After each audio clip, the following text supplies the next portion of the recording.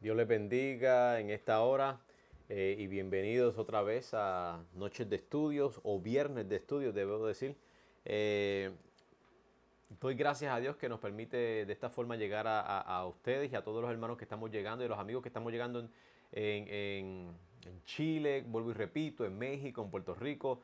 Yo estoy agradecido de que ustedes puedan hacernos parte de ustedes y que nos hayan dejado entrar a sus hogares y que pues que el Señor los esté bendiciendo de una forma especial a través de su palabra, ya que es el Señor el que se encarga de bendecir nuestras vidas a través de su Espíritu y por medio de la palabra.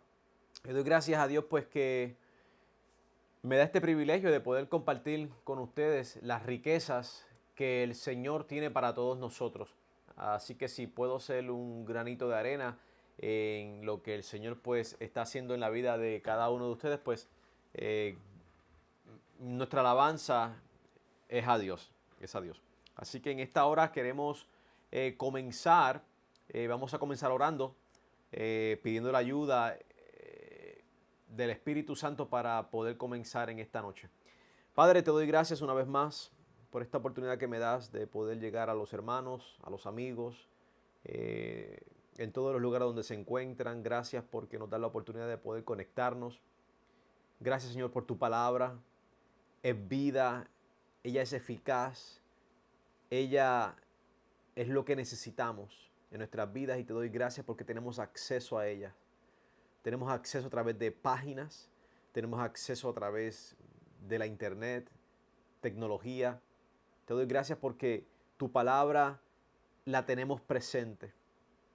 Y en esta hora queremos seguir estudiándola y suplicamos la ayuda de tu Espíritu, que nos bendiga con mucha sabiduría, con mucho entendimiento, con mucha edificación.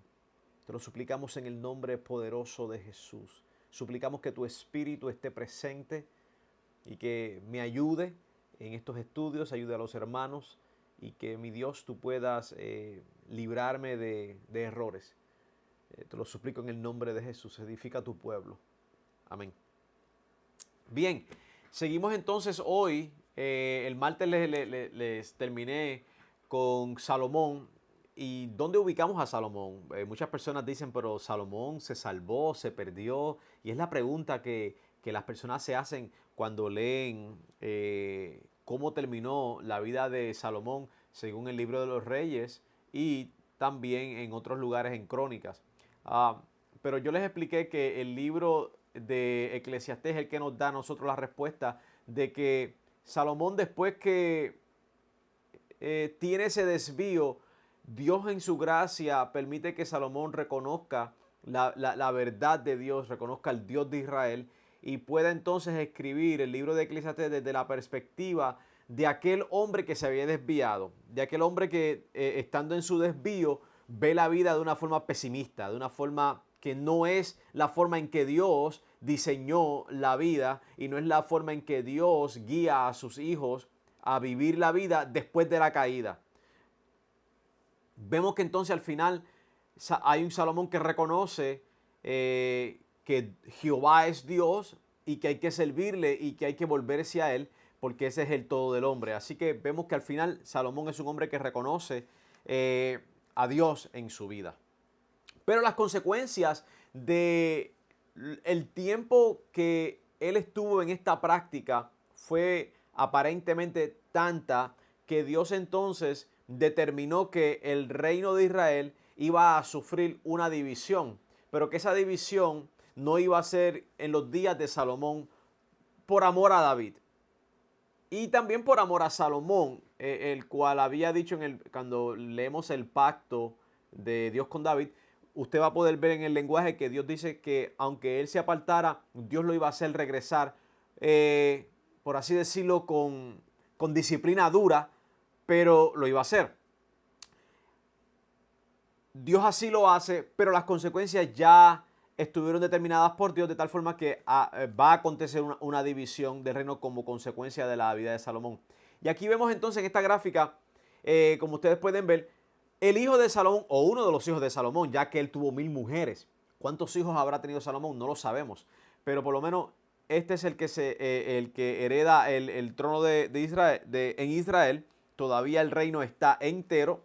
Y bajo Roboam, que es el hijo de Salomón, es que va a venir esta división. ¿Cómo acontece esta división? No podemos ignorar los acontecimientos causados por nosotros. Claro que ellos están bajo la supervisión de Dios, pero lo único que esto señala de una forma clara es que Dios es soberano, pero el hombre es responsable. Estas dos verdades corren linealmente la Biblia entera. Dios es soberano, pero nosotros también somos responsables de lo que somos, de lo que hacemos, perdón.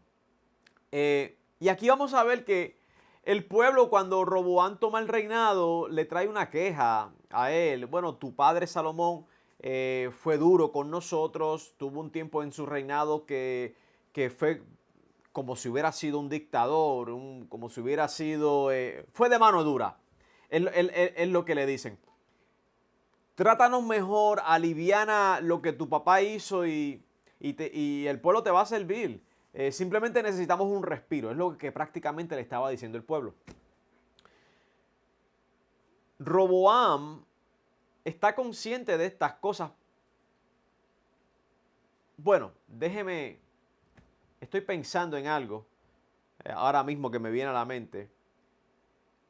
Posiblemente estuvo consciente, posiblemente no estuvo consciente de estas cosas, porque cuando los hijos de los reyes están en los palacios y ese es el medio ambiente donde se crían y donde entran y salen, no se dan cuenta de las cosas que están aconteciendo en el pueblo en general, porque simplemente ese es el único terreno que ellos conocen. Reinado, palacios, riquezas, entretenimiento, nada se les niega. Así que posiblemente Roboam no estaba consciente de estas cosas y el pueblo entonces tiene que decirle a él: esto es lo que estaba aconteciendo durante el reino de tu padre. Si tú haces mejor que él en esta área, el pueblo te va a servir sin problema alguno.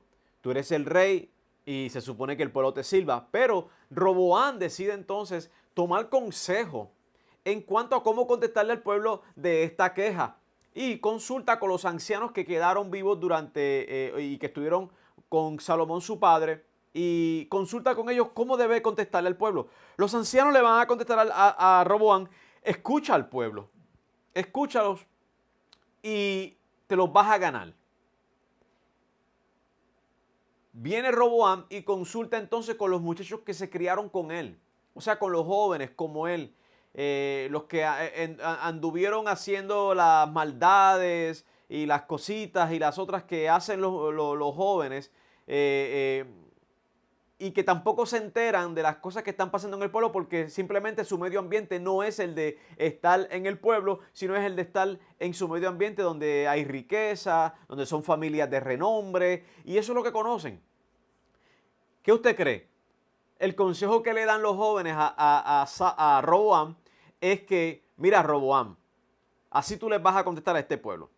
Mi padre fue de una forma, yo voy a ser peor que él. El dedo más finito de mi mano es más grueso que los lomos de mi padre.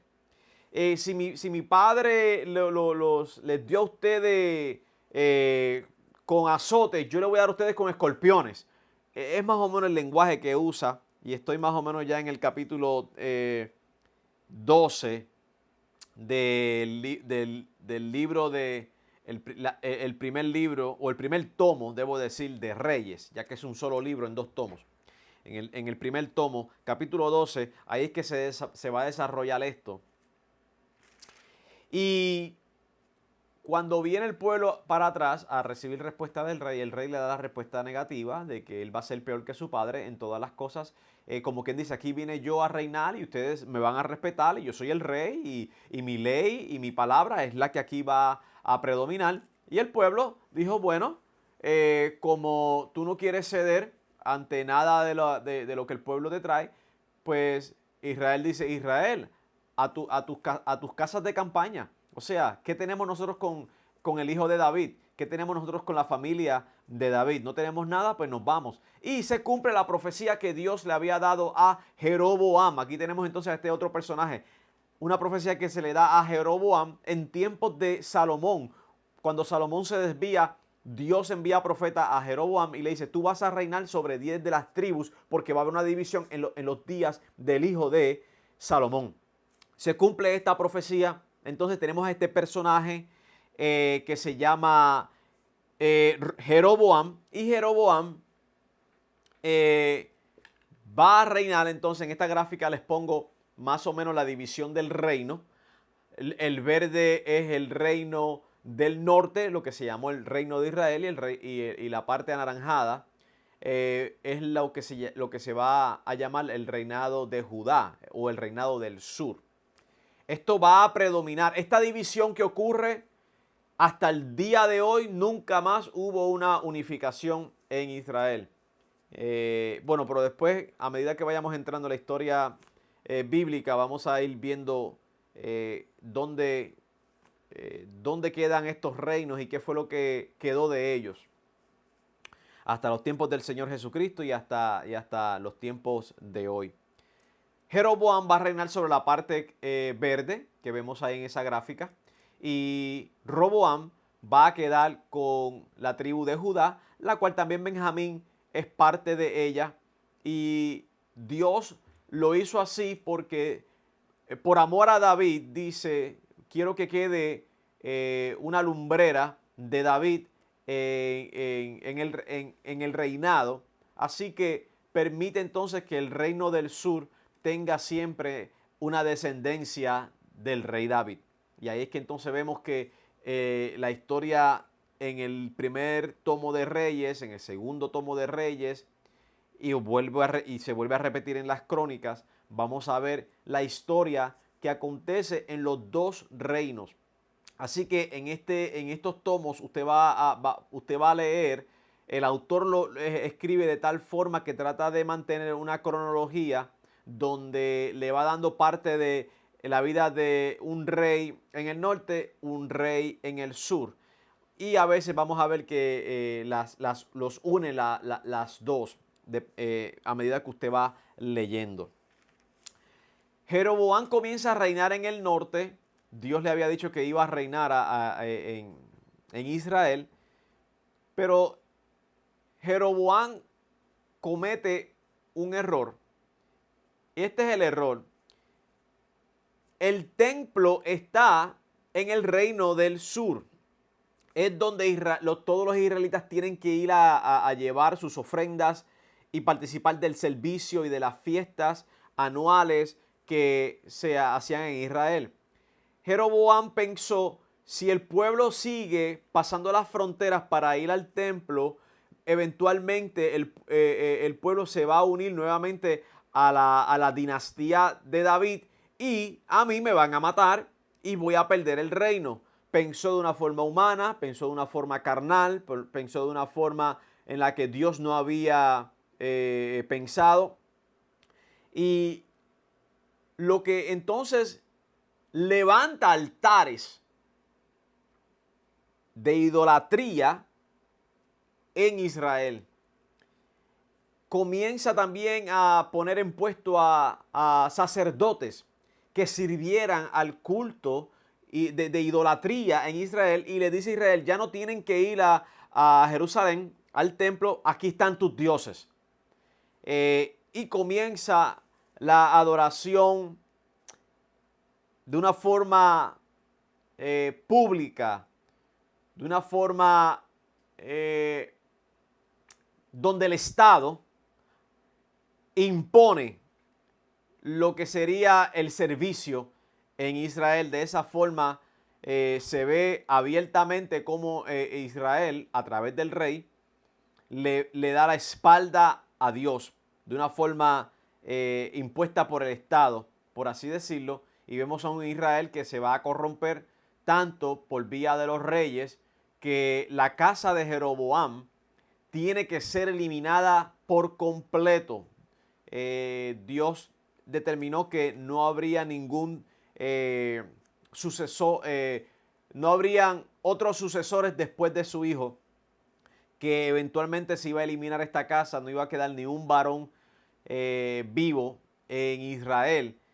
y esto vino a través, esta eliminación viene a través de golpes de Estado. El reino de Israel va a tener tiempo donde está estable con un rey por varios años, pero luego vamos a ver una inestabilidad política donde hubieron reyes que duraron 7 días, algunos, otros duraron 2 años, porque se levantó un enemigo dentro del mismo reino y los mata y toma el reino por fuerza. Así que vemos una inestabilidad en el reino de Israel, diferente a lo que luego lo que luego pasa en el reino del norte. Así que estas son esto es lo que causa, dos cosas vemos aquí en estos dos personajes. Roboam consulta con los jóvenes de su tiempo e ignoró el consejo de los ancianos. Esto tiene su aplicación y su aprendizaje para nosotros hoy en día. Los ancianos son parte integral de nuestra iglesia. Nosotros como congregaciones necesitamos la sabiduría de los que son más veteranos que nosotros. Para no llamarle viejos. Necesitamos la sabiduría de hombres que han vivido más años, literalmente, que nosotros, los que somos más jóvenes. Necesitamos que las iglesias estén compuestas de gente adulta, de gente anciana y de gente jóvenes y niños. No podemos procurar que una congregación sea solamente de jóvenes. Eso sería un colapso que se vendría a venir, o que se vería venir, perdón. Una iglesia que consta solamente de personas jóvenes no cuenta con aquellos que ya tienen millas en la carretera, que tienen experiencias en el evangelio y en su fe con Dios, y cómo Dios ha obrado en la vida de ellos a través de la fidelidad y a través de las circunstancias difíciles que han pasado. Pueden entonces alentar a nosotros que somos más jóvenes en cómo afrontar los momentos difíciles o retantes que hay en el ministerio. En la vida en general necesitamos ancianos, necesitamos hombres y mujeres que han vivido la experiencia de la vida y que tienen palabras y consejos que darnos que son de sabiduría para nosotros no cometer errores.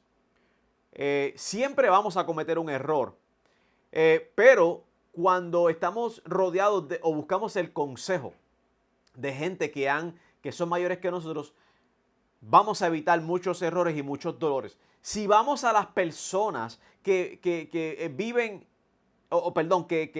que se han criado con nosotros, por así decirlo, que compartimos el mismo tiempo en edad, no es que todos los consejos van a ser malos, pero hay un principio donde el anciano en la Biblia, usted va a ver, y también como el anciano va a ver en la Biblia, cómo los ancianos eran usados en el pueblo para consejos, para problemas de gobierno, problemas de juicio en las comunidades. Se usaban a los ancianos, ¿por qué? Porque había una sabiduría que ellos traían que era beneficiosa para el pueblo. Así que solamente lo que les estoy hablando es el principio de la necesidad que tenemos de nuestros ancianos. Nuestros ancianos, por supuesto, deben de vivir en la presencia de Dios, siempre buscando la sabiduría de Dios, el entendimiento de Dios, y cómo poder aplicar aquellas cosas que Dios les ha permitido vivir a ellos en la vida de los que somos más jóvenes. Nosotros los jóvenes buscamos delante de la presencia de Dios sabiduría, entendimiento. Salomón es un ejemplo de muchacho, fue el hombre más sabio, y vemos que en el reino de Salomón no vemos que tuvo consejeros, sino que él era el consejo, porque Salomón fue inusual, fue algo que Dios usó de una forma sobrenatural y fue la bendición y la gloria en Israel en ese tiempo. Pero David, su padre, tuvo consejeros, y los reyes que van a estar después de Salomón también cuentan con sus consejeros. Pero Salomón el ejemplo que tenemos en Salomón es que nosotros como jóvenes, o no importa en qué edad estamos, buscamos la sabiduría de Dios. Y ahora nosotros en el Evangelio, habiendo sido nosotros unidos a Cristo, como predicábamos varias semanas atrás, Cristo ha sido hecho por Dios nuestra sabiduría. Y termina diciendo el capítulo 2 de Primera de Corintios que tenemos la mente de Cristo. Así que, pero eso no quiere decir tampoco que no vamos a buscar el consejo, porque Dios diseñó a la iglesia para que se alimentara y se sostuviera a través del Espíritu Santo y a través de las capacidades que el Espíritu Santo le da a la iglesia. Por eso es que Dios le dio regalos a la iglesia, para que la iglesia pudiese sostenerse con estos regalos que le ha dado, siempre en el poder del Espíritu Santo. Siempre en el poder del Espíritu Santo. Este es el caso de Roboam. El caso de Jeroboam. Jeroboam, entonces, habiendo sido que recibe esta profecía de parte de Dios antes de que el reino se dividiera, de que él iba a ser rey en Israel, por causa de lo que había, del comportamiento de Salomón, y como consecuencia, pues Dios le quería darle una lección a Israel entero. Jeroboam debió simplemente seguir confiando en Dios de que él iba a seguir reinando, debió seguir haciendo la voluntad de Dios, y ser simplemente administrador de aquello que Dios le había permitido tener. Porque las promesas y el pacto fue hecho con David. No había sido hecho con Jeroboam. Así que simplemente tenemos que aprender a que muchas veces Dios va a trabajar por temporadas. Dios levanta hombres en diferentes ministerios para que administren lo que le pertenece a Dios. Pero ¿qué pasa? Que estos hombres piensan luego con los años que el ministerio les pertenece a ellos. Y entonces ellos comienzan a administrar de una forma como si ellos fueran los dueños de la obra. Y no es así. Tenemos que entender que la obra es de Dios, que simplemente somos administradores de los bienes de Dios, que si Dios nos quiso usar simplemente por un tiempo y luego movernos, tenemos que acatarnos a la voluntad de Dios, porque la obra es de Dios. En Jeroboam vemos más o menos lo mismo. El reino es mío, nadie me lo va a quitar, así que vamos a hacer aquí 2 altares ¿para qué? Déjeme quitarle esto. Ajá. ¿Para qué 2 altares? Para que el pueblo no vaya allá a Jerusalén, adore y se me vayan, pensando en las cosas que Dios no había pensado ni planeado. Pero ahí vemos entonces ese otro principio. Muy bien. Entonces, quiero darle aquí una lista adelantada de los diferentes reyes que hubieron en Jerusalén, en Israel, comenzando con Jeroboam. Ahí vemos luego Nadab, Baasa, Ela, Simri, Omri, Acab, Ocosías, Joram, Jehú, Joacás, Joás, Jeroboam II. Nada tiene que ver con el Jeroboam primero. Zacarías, Salum, Manahem, Pecaía, Peca, Oseas. Vamos a ver entonces los reyes de Judá. Roboam, Abías o Abiam. Una de las cosas que vamos a ver, usted va a notar a veces 2 nombres, es porque usted va a notar que en Israel muchas veces le daban un nombre y también adquirían un sobrenombre. Y a veces la Biblia va a usar el uno o el otro alternadamente, pero no significa que hay 2 personajes, significa que simplemente el autor usó o el nombre o el sobrenombre en algún momento dado para referirse a la misma persona. Asa, Josafat, Joram, Ocosías, Atalía, Joás, Amasías, Josías. Y aquí vemos el otro nombre por el cual lo conocemos, por Usías o Azarías, Jotán, Acaz, Ezequías, Manasés, Amón, Josías de Judá, porque hubo un Josías también en Israel, rey, Joacás o Salum, Joaquim, Joaquim sería su nombre original, era Eliakim, Joaquín, Jeconías o Conías, así que lo vamos a ver, depende cómo el autor cuál haya usado el autor. Tenemos Sedequías, y su nombre original era Matanías. Así que ahí vemos entonces a la lista de los reyes en Israel. Déjeme poner la lista nuevamente de los reyes de Israel, porque en particular vamos a estar hablando ahora acerca de Acab. Y esa que está ahí es Jezabel, su esposa Jezabel. Así que vamos adelantándonos ya en nuestro estudio acerca en el primer tomo de Reyes. Y estamos más o menos en el capítulo 16, 17, para ubicarlo. Vamos a ver que en el reino del norte, decide entonces usar a la ciudad de Samaria para hacer la capital del reino de Israel, o sea, del reino del norte.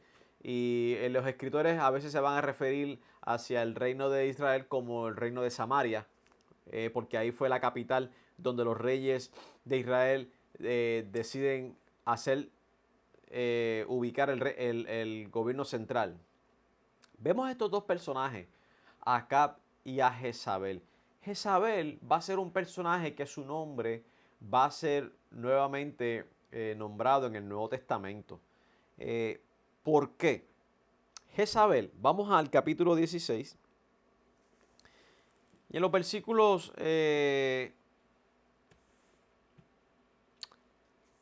30, 31 en adelante, vamos a ver entonces cómo el escritor introduce al rey Acab.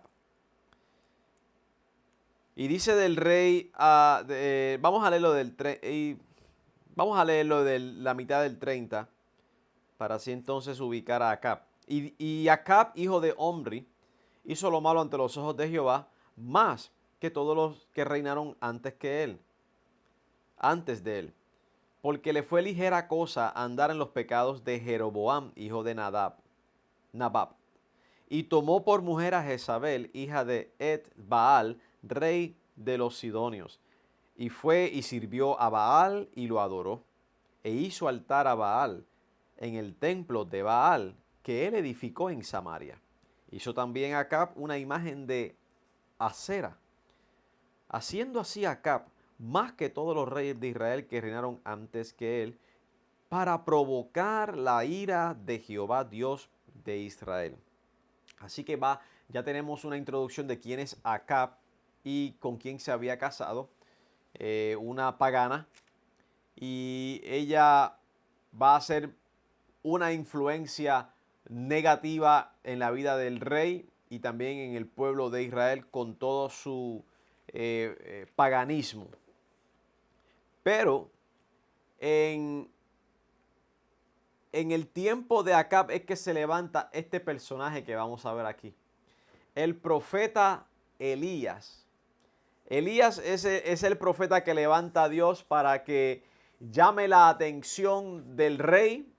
Estoy hablando de Acab y de Israel entero. Y ya estamos hablando en el capítulo 18.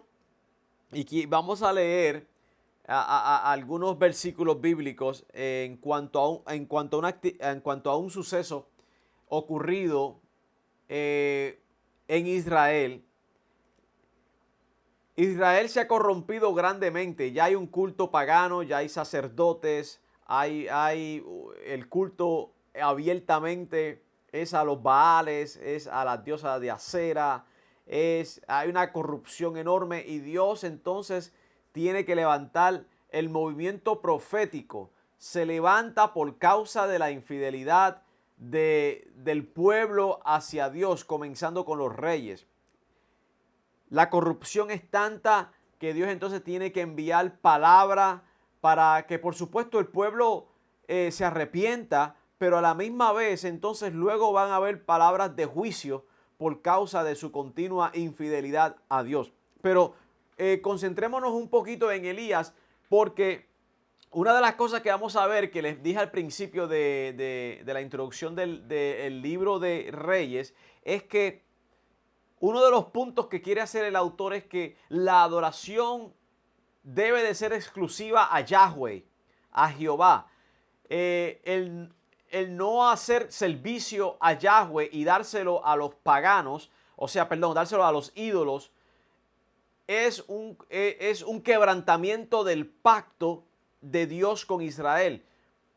Volvemos a Deuteronomio 26, 27 y 28. Las consecuencias de serle fiel a Dios son bendiciones. Las consecuencias de dejarlo y darle la espalda son las maldiciones y todo lo que ocurriría. Y lo que vamos a ver en estos libros, en estos pasajes y en estos libros, estos capítulos, es la continua infidelidad de Israel al pacto con Dios y el continuo llamado de Dios a Israel al arrepentimiento en su amor y misericordia. ¿Para qué?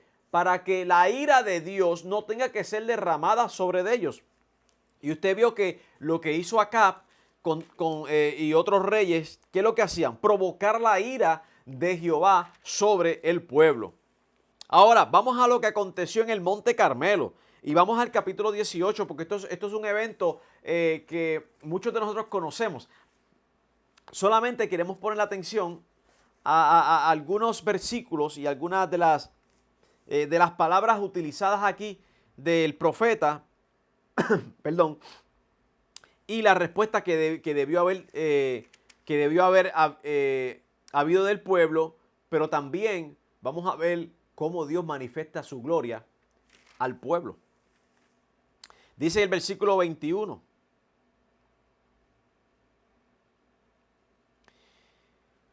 Antes de leer el versículo 21, perdonen. Acab está buscando a Elías para matarlo o para apresarlo. Y cuando eventualmente se ven, Elías le dice a Acab, al rey: tú eres el que estás turbando a Israel, tú y tu casa, habiendo hecho lo malo, siguiendo a los Baales. Eso está en los versículos previos, 16, 17. Entonces, hay un reto que lanza Elías al rey. Y le dice: reúnete a los profetas de los Baales. Y reúnete a aquellos que comen a la mesa de Jezabel, los profetas de Acera. Porque tu esposa es la que los alimenta. Tu esposa es la que quiere que este servicio continúe. Y tú también eres el que has participado en esto. Vamos para el Monte Carmelo, reúnemelo y vamos a ver quién es Dios. Si verdaderamente Baal o Acera o es Jehová, Señor de los ejércitos. Leemos en el versículo 21 en adelante. Y acercándose Elías a todo el pueblo, dijo: ¿hasta cuándo claudicaréis vosotros entre dos pensamientos? Si Jehová es Dios, seguidle. Y si Baal, id en pos de él. Ahora bien, el reto consiste en esto. Se levantan dos altares, uno para Baal y uno para Jehová. Se va a poner un animal, lo van a cortar, van a poner leña, pero el que es verdaderamente Dios, si es Baal o es Yahweh, tiene que contestar por fuego. Tiene que responder con fuego. Nadie va a quemar. Nadie va a usar fuego. El Dios que es el verdaderamente Dios tiene que responder con fuego.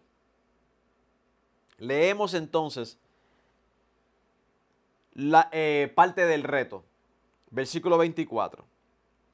Invocad luego vosotros el nombre de vuestro Dios, y yo invocaré el nombre de Jehová. Y el Dios que respondiere por medio de fuego, ese sea Dios. Y como Elías le dice a ellos, bueno, ustedes son más que yo. Vayan ustedes primero e invoquen a sus dioses y vamos a ver si responde. Los profetas hicieron sus cantos, su invocación, su rito. Su rito incluía el cortarse, echar sangre, entrar parece que en trance, en unas danzas. Y nada ocurría, de tal forma que Elías comienza a burlarse de ellos, comienza a hablar de una forma, usted sabe que se burla de ellos. Mire, griten más fuerte, posiblemente está ocupado o está durmiendo. Griten más alto para que él se despierte y venga y responda con fuego. Elías lo hace de una forma satírica, burlona debería decir, no de sátira, burlona, porque Elías sabe que no hay Dios aparte de Yahweh, no hay Dios. Pero entonces cuando ya ellos se cansaron, que no hubo respuesta de Baal, entonces en el versículo 36 leemos: Cuando llegó la hora de ofrecerse el holocausto, se acercó el profeta Elías y dijo: Jehová Dios de Abraham, de Isaac y de Israel, o sea, de Jacob, sea hoy manifiesto que tú eres Dios en Israel, y que yo soy tu siervo y que por mandato tuyo he hecho todas estas cosas. Respóndeme ahora, respóndeme, para que conozca este pueblo que tú, oh Jehová, eres el Dios, y que tú vuelves a ti el corazón de ellos. Antes de leerle ese otro versículo que ya ustedes están leyendo, Elías hace este reto más interesante, porque Elías dice que llenaran el sacrificio de agua, de tanta agua que hasta la zanja que habían hecho alrededor del altar se llenó de agua. Así que Elías quiere demostrarle a los profetas de Baal que si Jehová es Dios, va a tener que responder de una forma en la cual hasta el agua sea eliminada. Versículo 38. Entonces cayó fuego de Jehová. Entonces cayó fuego de Jehová y consumió el holocausto, la leña, las piedras y el polvo, y aún lamió el agua que estaba en la zanja. Viéndolo todo el pueblo se postraron y dijeron: Jehová es el Dios, Jehová es el Dios. Y ahí vemos cómo en esa gráfica más o menos podemos ver cómo Dios responde o respondió ese día. Los que pudieron estar presentes allí vieron este espectáculo de cómo fuego descendía del cielo. Y te ve esa gráfica y tuvo que haber sido algo semejante a como está esa gráfica, porque ellos están viendo cómo Dios está derramando ese fuego tan intenso que elimina todo lo que había ahí, todo lo elimina. ¿Para qué? El punto era, Dios quería glorificarse frente a su pueblo, dejándole saber: yo soy Dios y no hay otro como yo. Yo soy el único Dios, no son los ídolos, no son los cultos al paganismo, no son todo lo que se ha inventado los hombres. Yo soy el único Dios verdadero y lo estoy demostrando de esta forma, por misericordia. por amor a Israel lo estoy manifestando de esta forma. Así que hubo esa manifestación, ese espectáculo, y Dios se glorificó de una forma tremenda, pero sucede algo. Después de esa gran victoria, Elías pues elimina a los 400 profetas de Baal, los elimina a todos. Acab va donde su esposa y le dice la noticia que ha pasado. Y Jezabel entonces le manda noticias a Elías diciéndole: si mañana a estas horas tú todavía tienes tu cabeza sobre tu cuello, eso va a ser una maravilla, en palabras nuestras. Lo que le quiso decir a Jezabel es que te voy a matar y voy a buscar las formas y maneras de eliminarte. ¿Sabe usted que Elías salió corriendo? Se desanimó. El escuchar esta amenaza de parte de Jezabel lo desanimó, que se escondió en una cueva. Fíjese que muchas veces salimos de algunas victorias espirituales enormes, pero luego nos vemos vulnerables en nuestra vida espiritual, emocional, y algo que llega, alguna noticia, algún evento, llega y nos conmueve, o sea, nos hace temblar de una forma o de otra. Y Elías, esta amenaza que le hace Jezabel, le dio temor. Le dio temor a Elías. Y Elías pues huye y se esconde. Y entonces Dios tiene que ir a ministrarle a esa cueva. Y usted sabe, ya eso está en los capítulos más adelante, donde vemos entonces que Elías pues Dios tiene que ministrarle de una forma especial y sacarlo de esa condición para decirle que Él está con él. Y no solamente que Él está con él, sino que Él no es el único que está vivo y que le está siendo fiel a Dios, sino que Dios se ha reservado también otras rodillas que no se han doblado ante Baal. Así que vemos como los hombres de Dios también pasan por situaciones y momentos en su vida donde nuestra fe pues es sacudida, por así decirlo.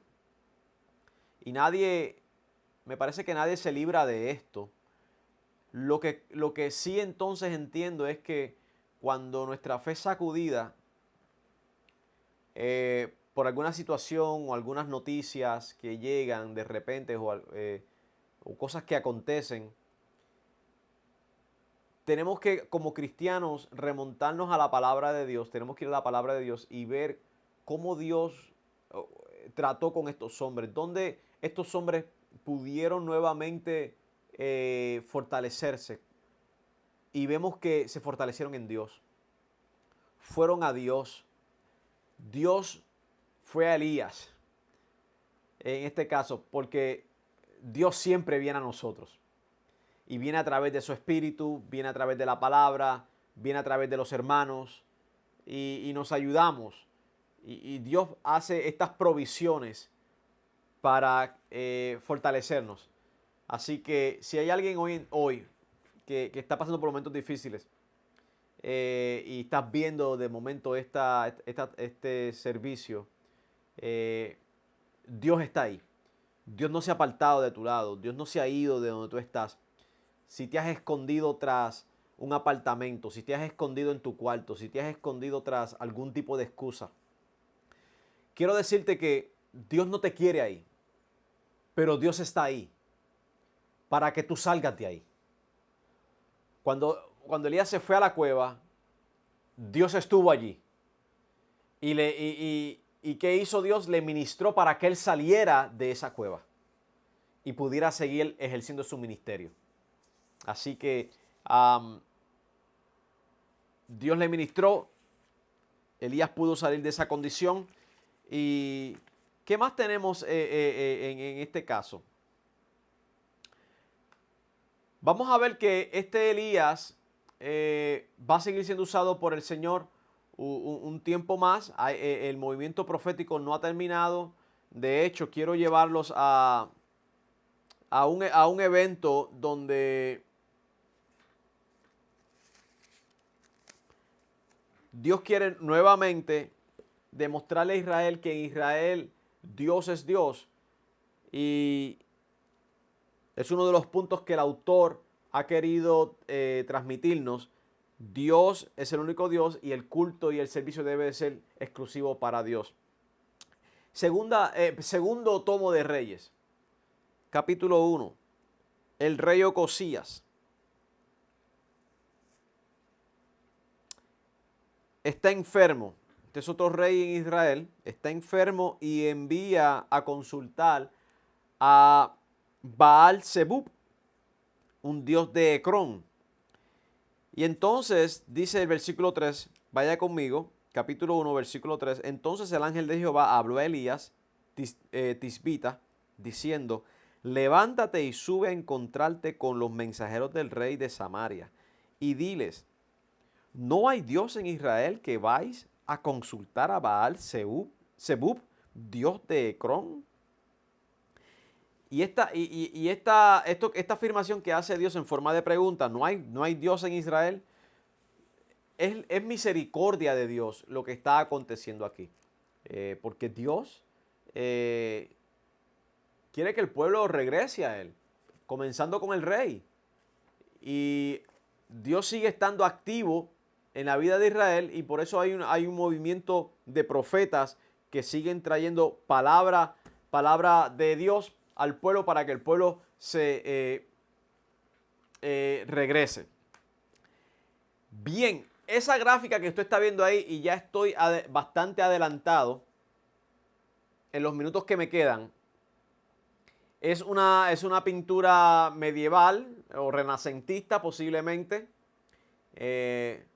Vemos entonces una carroza, vemos al que está en la carroza es Elías y el que está en la parte de la tierra es Eliseo. Vamos a ver este otro personaje, Eliseo. Eliseo es un profeta que que Dios envía a Elías a que lo unja para ser eventualmente el que va a reemplazar a Elías como profeta, vamos a decir, más prominente en la actividad profética de Dios al pueblo. Va a usar más a Elías que a otros va a usar a Eliseo más que a otros profetas que habían a la misma vez en Israel. Por eso le estoy diciendo que vemos a un Eliseo que va a reemplazar a Elías, que ha sido el más que ha sido usado, y entonces a Eliseo que eventualmente lo va a reemplazar. Dios le dice a Elías que va a ser quitado y bueno, en este evento que vemos que Elías es quitado, llevado en un torbellino al cielo, tenemos lo que diríamos especulaciones escatológicas. Cuando digo especulaciones escatológicas es que primero la palabra escatológico o escatología significa eventos del porvenir, aquellos eventos que vendrán en los tiempos del final. Se le llaman eventos escatológicos. Para el tiempo de la gran tribulación se ha especulado de quiénes serían o quiénes serán los dos testigos que van a estar allí presentes, a los cuales Dios va a usar por un tiempo.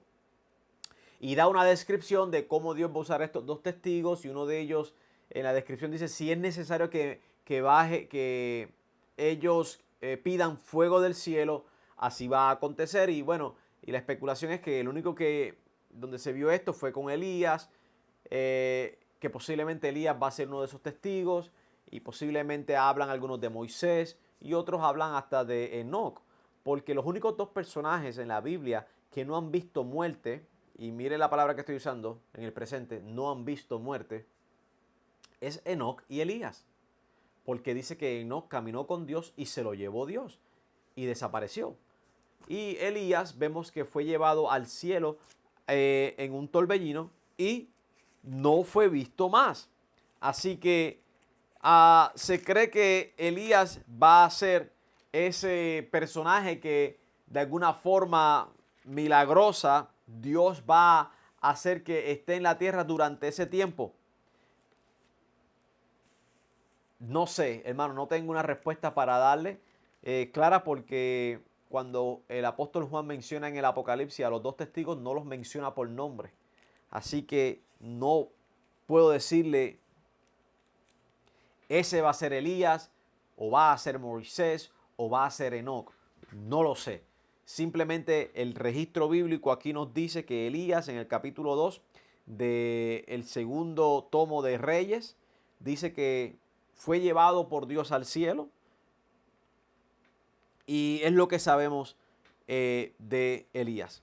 Así que vemos que ya Elías es quitado de en medio y viene un Eliseo. Y ahí vemos esta imagen de Eliseo. Es interesante que lo hayan pintado de esta forma, porque el mismo libro dice que Eliseo era calvo. Y cuando en una ocasión se burlaron de Eliseo, y usted va a poder leer Eliseo calvo, Eliseo le llamaron calvo, mofándose de él. Y dice que Eliseo pues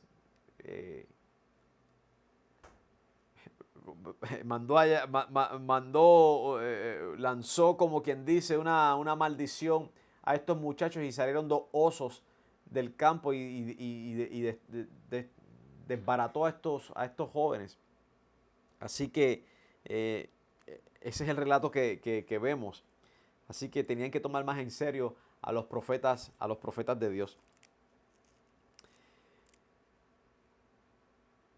Vamos a ver entonces algo en el movimiento profético. Quiero pasar algo al movimiento profético en Israel de ese tiempo, para ir cerrando ya esta transmisión.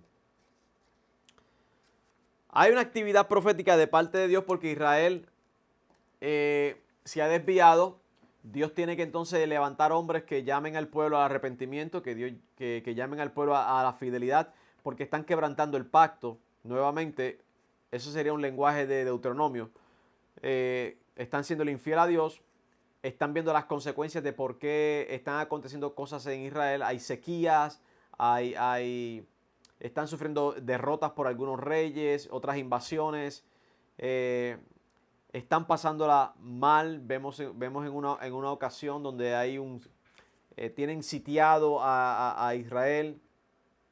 Hay hambre en el pueblo, de tal forma que en una ocasión este rey sale por el muro, y una mujer le grita al rey: Rey, yo estuve en un acuerdo con esta otra mujer de que nos íbamos a comer a nuestros hijos. Bueno, anoche nos comimos al mío, pero entonces ahora ella no quiere matar al suyo para que nos los comamos.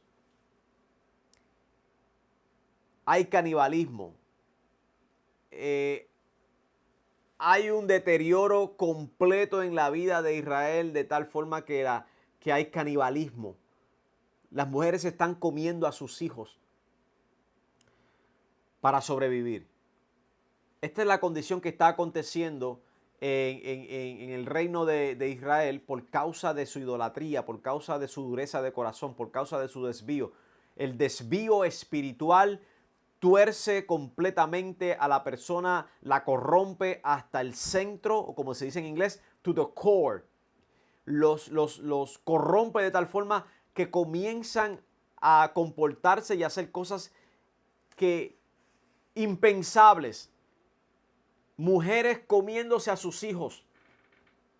Esto ocurrió en Israel por causa de su infidelidad al pacto. Dios nos llama a la adoración exclusiva de Él, y eso es una de las temáticas de este libro, la adoración exclusiva a Yahweh. Por causa de no haber adoración a Yahweh, a Yahvé o a Jehová, Dios tiene que derramar su ira, porque Dios no puede tolerar esos pecados no arrepentidos. Por lo tanto, tiene que haber juicio de Dios, el cual es justo, porque el pueblo vive ofendiendo a Dios en todo tiempo. El pacto era: yo seré tu Dios y tú serás mi pueblo. Ese fue el pacto que Dios le dice a Moisés. Dile al pueblo que yo seré su Dios y ustedes serán mi pueblo. Por lo tanto, aquí les doy las leyes de cómo ustedes van a entrar en relación conmigo. Y ahí es que le da los 10 mandamientos.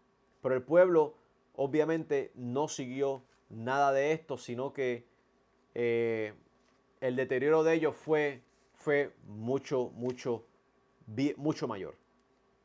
Así que el libro de Reyes va a continuar con una actividad de diferentes reyes tomando los reinados, tanto en el norte como en el sur. Y vamos a ver que en el segundo tomo de Reyes, el autor va a dedicar bastante a una actividad de portentos en la vida de Eliseo. Elías y Eliseo vivieron lo que se ha determinado como el segundo tiempo o segundo período de milagros en Israel. Quiero detenerme un momento aquí, en estos 4 minutos que me quedan. En Israel solamente hubieron 3 períodos de milagros y portentos. No crea, cuando usted lee la Biblia, hay mucha historia condensada, apretada, porque eso fue lo que Dios decidió que era necesario para nosotros saber en cuanto a su revelación en la historia de la redención. El primer período lo vemos en la vida de Moisés, con todos los milagros que ocurrieron en Egipto y en el desierto. Luego de que Moisés muere, no vemos más actividad milagrosa en portentos hasta los tiempos de Elías y de Eliseo. Han pasado cientos de años y Israel no sabe lo que son estos milagros y portentos que comenzaron a ver durante el tiempo de Elías y Eliseo. Así que el israelita que vive en esos tiempos simplemente vive en relación con Dios, aquellos que fueron fieles, lo que siempre Dios llamó el remanente, vivieron fieles a Dios, a la ley de Dios, a la ley de Moisés, ofrecían sus sacrificios, sus ofrendas y lo hacían siempre en obediencia, porque era lo correcto hacer, porque Dios les había dicho que eso era lo correcto hacer. Y ellos pusieron su fe en que haciendo estas cosas era la forma en que ellos podían relacionarse con Dios.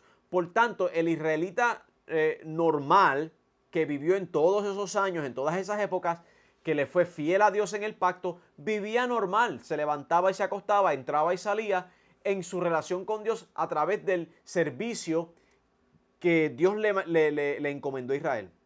Las ofrendas, las fiestas, guardar los mandamientos, amar a Dios sobre todas las cosas. Vivieron, murieron, vinieron generaciones, fueron generaciones y así fue la vida normal. Hasta que viene este tiempo en la cual la infidelidad de Israel es de esta manera que Dios decide traer una actividad milagrosa a través de Elías y Eliseo. Y bueno, ¿y con el motivo de qué? Con el motivo de que el pueblo responda a Dios nuevamente en fidelidad, que regresen a Dios. Luego de Elías y Eliseo no vemos otro periodo de actividad milagrosa y de portentos y señales hasta que viene el Señor Jesucristo. Así que podemos decir que en Israel hubieron 3 periodos de actividad milagrosa, de portentos y señales: Moisés, Elías y Eliseo, en ese orden, y luego en el Señor Jesucristo, luego en los apóstoles, y de ahí en adelante la iglesia. Pero acuérdese, todos estos señales y milagros tienen el propósito de servir como confirmación de que Dios está hablando, de que Dios está actuando, de que Dios está activo, de que Dios está llamando la atención de una forma o de otra. En nuestras vidas hoy no estamos viendo milagros a derecha e izquierda como se vieron en los tiempos del Señor Jesucristo, como se vieron en los tiempos de la iglesia primitiva, porque había un propósito con el cual Dios tuvo que hacer toda esta actividad, donde a derecha e izquierda parecía haber una actividad constante de milagros y prodigios. El propósito era que el pueblo de Israel reconociera la visitación de Dios. Y como Israel había crucificado a su Mesías, por lo tanto vemos todos estos milagros en la iglesia primitiva manifestándose mucho a través de Pedro, a través del apóstol Pablo, de Juan, y vemos que hay una actividad de milagros tremenda, porque Israel tiene que ver que Dios está en esto que están haciendo ellos, en que Dios está presente en el mensaje del evangelio que están transmitiendo. En nuestros días, ¿hay milagros ocurriendo? Claro que hay milagros ocurriendo. ¿Oramos por milagros? Claro que hay que orar por los milagros. Porque Dios es el mismo ayer, hoy, por los siglos. Ahora bien, que no hayan tantos milagros ocurriendo hoy en día como lo hacía en el tiempo de antes, eso queda en la prerrogativa de Dios. Dios es el que hace. Cuando Él quiere, donde Él quiere, en las regiones que Él quiere. No sabemos qué está ocurriendo en el centro de África. No sabemos qué está ocurriendo en las regiones del Medio Oriente. No sabemos qué está ocurriendo en el Asia. No sabemos qué está ocurriendo en lo más profundo del Amazonas, donde han entrado ya misioneros y han establecido obras. Todavía no sabemos qué Dios, actos milagrosos Dios está haciendo en esos lugares. Así que Dios se está moviendo. El hecho de que no vemos tanto esta actividad milagrosa no significa que Dios no esté envuelto. Así que esto queda en la soberanía de Dios, cuando Dios quiere, en los momentos que Él quiere, en los lugares que Él quiere. ¿Debemos de seguir creyendo en los milagros? Sí, porque la Biblia lo dice y nuestro Dios, el único Dios verdadero, no ha cambiado. Así que Dios es el mismo ayer, hoy y por los siglos, y Él seguirá haciendo esta actividad gloriosa en la cual nosotros nos beneficiamos. Así que en esta hora nos vamos despidiendo. Les he tomado 2 minutos, 3 minutos de más, así que quiero orar para despedirnos y entonces vernos el domingo, si Dios nos lo permite, en el templo adorando al Señor. Padre, gracias por tu palabra, gracias por lo aprendido. Si algo quedó dudoso, te suplico que tu Espíritu Santo pueda darles más la iluminación que necesitan cuando vayan y lean estos capítulos de este libro de Reyes, y que, mi Dios, puedan ser edificados y que puedan verte activo, que puedan ver tu gracia, tu misericordia, tu amor, Señor, tu insistencia para con tu pueblo, porque tú quieres bendecir a tu pueblo. Gracias una vez más. Mi Dios, bendice a tu pueblo donde quiera que está. En el nombre poderoso de Jesús te doy la gloria, la honra y el honor. Amén. Mis hermanos, quedamos despedidos en el nombre del Señor. Que pasen todos buenas noches. Dios me los bendiga a todos.